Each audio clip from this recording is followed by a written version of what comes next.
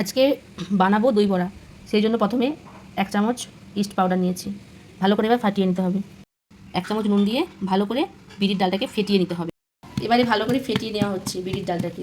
যত ভালো ফেটানো হবে তত দই বড়া ফুলে উঠবে। তুমি আর কতক্ষণ ধরে গো এটা ডাববে? আর একটু ডেবে নেব। এখনো হয়নি? না, আর একটু হবে। আবার হয়ে গেছে, আমি এখন রেখে দিচ্ছি 10-15 মিনিট, তারপরে ভাজবো।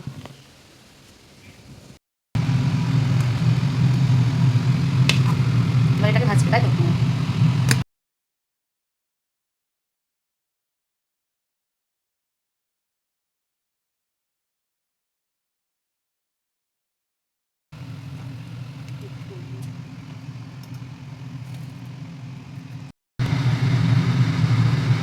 আজকে আমি ক্যামেরা ধরছি, তুমি প্যাঁচটা দাও, কেমন করে দাও দেখি। এই তো হচ্ছে, দেখো। হ্যাঁ হ্যাঁ হ্যাঁ হ্যাঁ। আরে আমি কিছু দোকানে হবে না হবে না হবে না। আচ্ছা, তারপর এটা দেখি। একটা হলে খারাপ হতেই পারে, তারপর এটা দেখি একটা।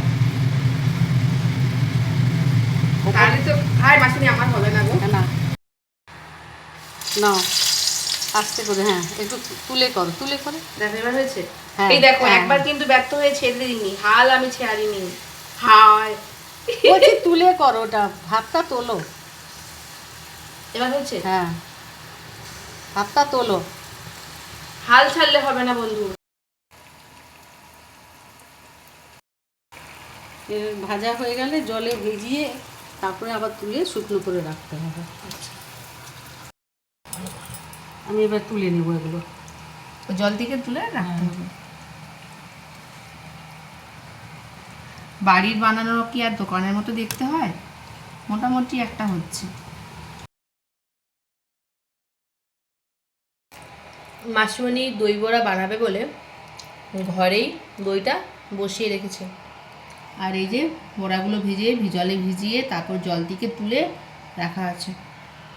একটু জল দিয়ে ফেটিয়ে নেবো এটাকে ভালো করে।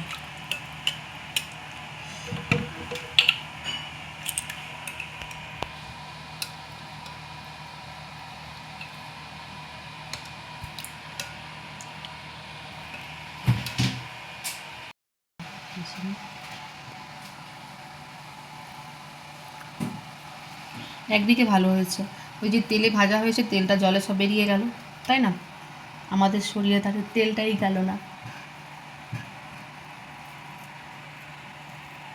এটা সাজাচ্ছ কেন গো? দই ঢালবো, দইটা ঢালবো। আচ্ছা আচ্ছা, মানে দই ভিজিয়ে রাখতে হবে? হ্যাঁ। কতক্ষণ ভিজিয়ে রাখবো? আজকে সারাদিন থাকলেও ক্ষতি নেই। ও আচ্ছা, বিকেলে খাওয়া যেতে পারে।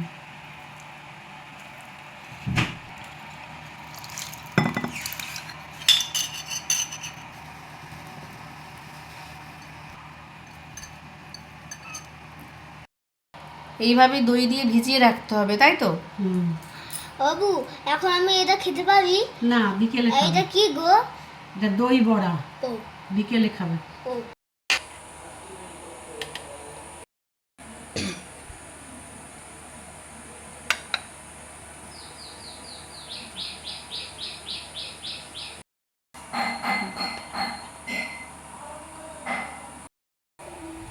চাট মশলা, ভাজা মশলা বাড়িতেই বানিয়েছিলাম, ঝুরি ভাজা।